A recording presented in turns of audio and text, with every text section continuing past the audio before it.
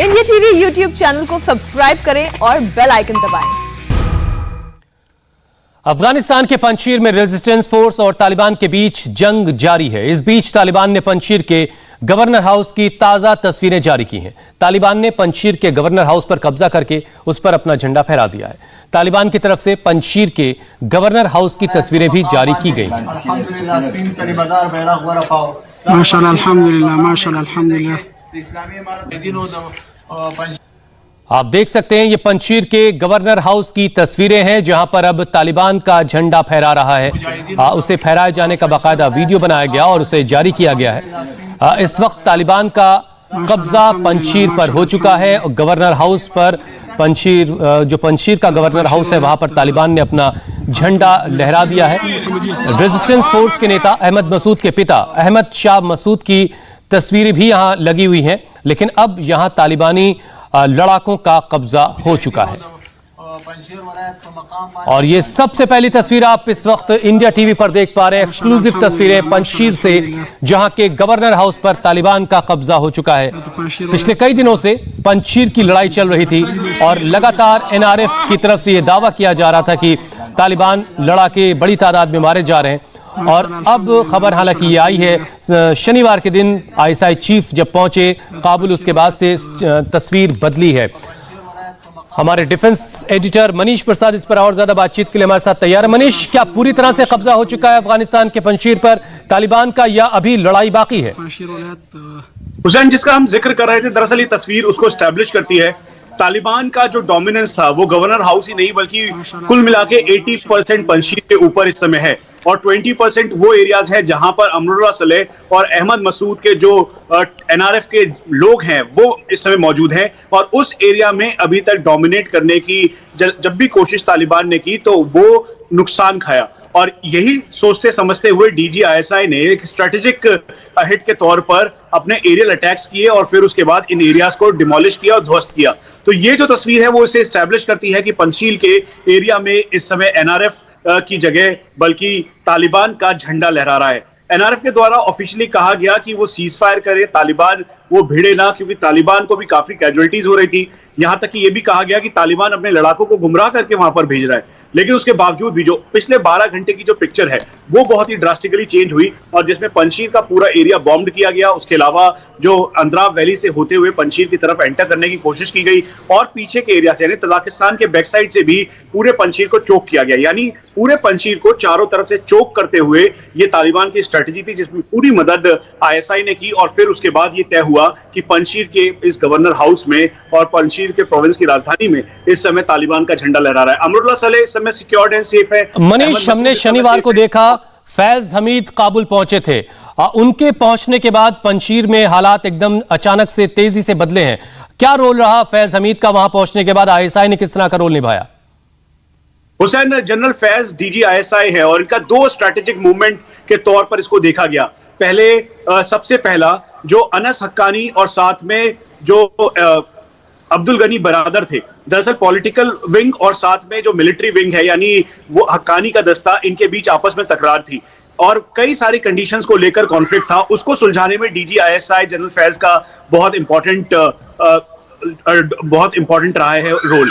उसके बाद जो दूसरा इंपॉर्टेंट रोल था वो पंजशीर, क्योंकि इंटरनेशनल कम्युनिटी में ये बताना जरूरी था कि पंजशीर भी उनके पास है। 90 के दशक की तरह नहीं कि पंजशीर पर एनआरएफ या फिर नॉर्दर्न अलायंस का दबदबा है। तो इसीलिए इन दोनों गेम में सबसे ज्यादा इंपॉर्टेंस किसी की है तो डीजीआईएसआई की रही, क्योंकि आपको ध्यान होगा 313 बद्र जिसमें जो वेपन सिस्टम और साथ में जो लोग थे, जो जवान थे जिनके हाथ में वेपन थे, वो सब आईएसआई ट्रेंड या फिर आईएसआई के वेलविशर्स और आईएसआई के द्वारा उन्हें वहां पर भेजा गया था। तो उसके साथ साथ जो बाकी नया कंट्रीज का ब्लॉक बना है, अब तालिबान को एंगेज करना, तालिबान के जरिए इस अफगानिस्तान की राजनीति चलाना, अपने टेरर कैंप और लॉन्चिंग पैड अफगानिस्तान की धरती पर लाना।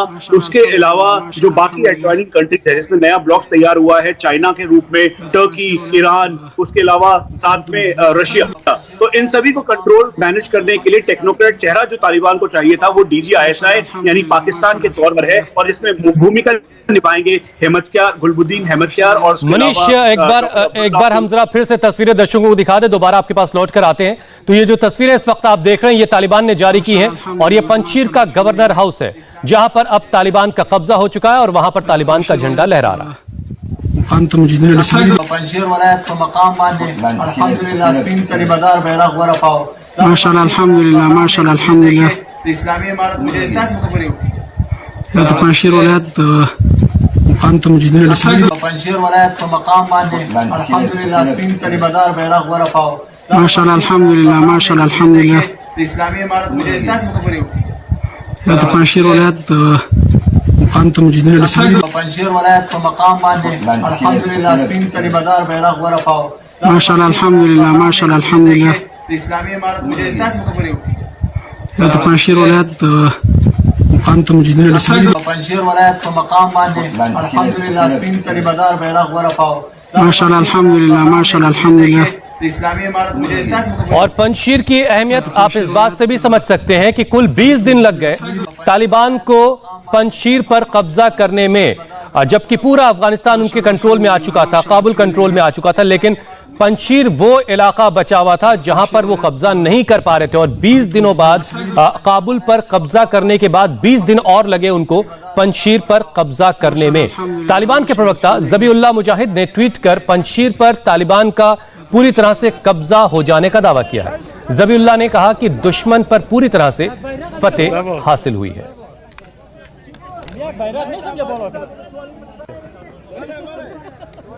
तो ज़बीउल्लाह मुजाहिद जो तालिबान का प्रवक्ता है, उसकी तरफ से ये ट्वीट करके जानकारी दी गई कि अब पंजशीर पर पूरी तरह से तालिबान का कब्जा है। और ये जो तस्वीरें आप देख रहे हैं, तस्वीरें जारी की गई जिसमें पंजशीर के गवर्नर हाउस पर तालिबान ने अपना झंडा फहरा दिया है। और ये पूरा इलाका NRF का गढ़ था। अहमद मसूद और अमरुल्लाह साले, इन दोनों के अलायंस में यहाँ पर एक फ्रंट जो है वो तालिबान के खिलाफ लड़ाई लड़ रहा था, लेकिन पिछले कई दिनों से ये लड़ाई जारी थी और धीरे धीरे करके तालिबान ने पूरे पंजशीर को चारों तरफ से घेर लिया था और पूरी तरह से सप्लाई को कट कर दिया गया पंजशीर की। और आखिरकार NRF जो है वो कमजोर हुआ और तालिबान का कब्जा अब पंजशीर पर हो चुका है। चारों तरफ से पहाड़ियों से घिरा हुआ ये इलाका, हालांकि ये कहा जा रहा है कि घाटी का कुछ हिस्सा जरूर अभी ऐसा है जहां पर अमरुल्लाह साले के लड़ाके मौजूद हैं और वहां पर अभी कंट्रोल तालिबान का नहीं हुआ है। लेकिन अभी थोड़ा और इंतजार करना होगा, तस्वीर और बेहतर तरीके से साफ हो पाएगी। कल भी ये अमरुल्लाह साले की तरफ से कहा गया था कि अगर हमले बंद कर दिए जाते हैं तो फिर बातचीत हो सकती है, पीस टॉक हो सकती है। लेकिन तस्वीर इस वक्त कुछ हमारे सामने ऐसी है कि अब पंजशीर तालिबान के कब्जे में आ चुका है।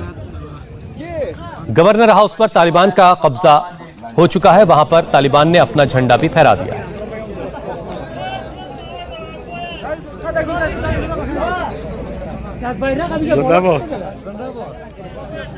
और इस वक्त पंजशीर से जुड़ी एक और बड़ी खबर आ रही है। रेजिस्टेंस फोर्स के कमजोर पड़ने के बाद अहमद मसूद ने तालिबान के सामने सीज फायर का प्रस्ताव रखा है। मसूद ने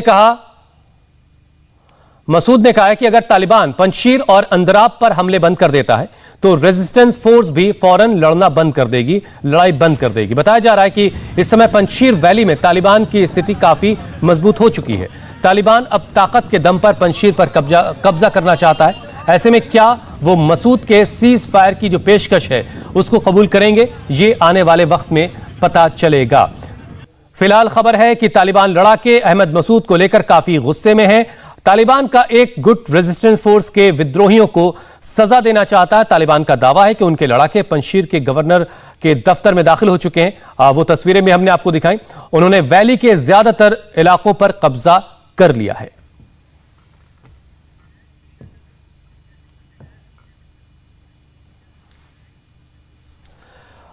रिटायर्ड मेजर जनरल संजय मिस्टन इस वक्त हमारे साथ जुड़ चुके हैं। जनरल साहब, बहुत बहुत शुक्रिया, आपने हमारे लिए वक्त निकाला। क्या अपडेट आपको मिल रहा है इस वक्त पंजशीर से? क्या पूरी तरह से तालिबान कब्जा कर चुका है पंजशीर पर, या फिर अभी कुछ हिस्सा है जहां पर NRF का कब्जा है? देखिए, जो मेरा खबर है उसके मुताबिक कुछ हिस्सों पे तालिबान ने कवर कर लिया है और बाकी हिस्सों में तो अभी तक रेजिस्टेंस फोर्स का ही कब्जा चल रहा है। लेकिन ये जो हुआ है, ये कल रात को बहुत इंपॉर्टेंट डेवलपमेंट ये हुआ है कि पाकिस्तान आर्मी की एयरफोर्स एसेट्स जिसमें ड्रोन्स शामिल, इनके अटैक हेप्टर्स और शायद वो अभी कंफर्म्ड हो जाएगा कि कुछ इनके एयरक्राफ्ट भी मिडनाइट के आसपास इन्होंने टारगेटिंग की है काफी भारी मात्रा में। उसकी वजह से, क्योंकि आपको पता है वहां परमानेंट डिफेंसेस का सिस्टम नहीं है, जो इनके रेजिस्टेंस फोर्स है वो ओपन में रहते हैं, ओपन में काम कर रहे थे, अपनी जगह चेंज करते रहते हैं, तो उसकी वजह से इनको काफी कैजुअल्टीज हुई हैं।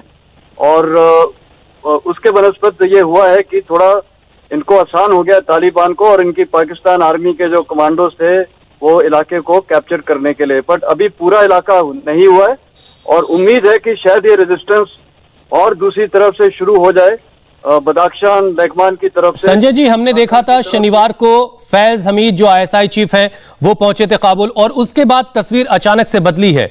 क्या रोल रहा और इस वक्त पाकिस्तान और आईएसआई कितनी मजबूत है अफगानिस्तान में?